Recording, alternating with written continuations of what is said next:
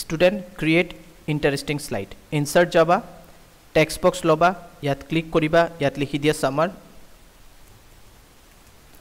likhar pisot select kora majot loi ana enake di dia summer insert ot joar pisot shape ot joar pisot etu select kori lua triangle select kora pisot yat di dia